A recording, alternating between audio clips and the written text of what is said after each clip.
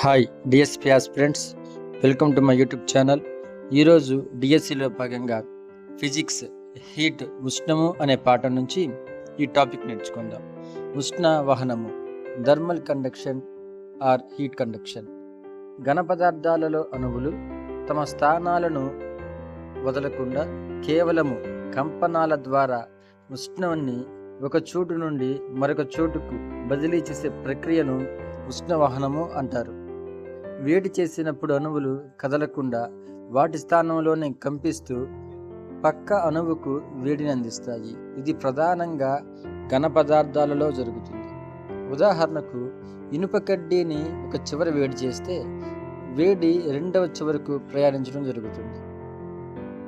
వేగము, ఉష్ణవహనము చాలా నిదానంగా జరుగుతుంది. ఉష్ణవాహకాలు, లోహాలు అనగా రాగి, వెండి మరియు ఇనుము ఉష్ణాన్ని ఇవి బాగా ప్రసరింపచేస్తాయి. ఓకే ఫ్రెండ్స్, ఇలాంటి మరిన్ని వీడియోస్ కోసం please like, share and subscribe our YouTube channel. This is your Kakani maths world. Thank you all of you.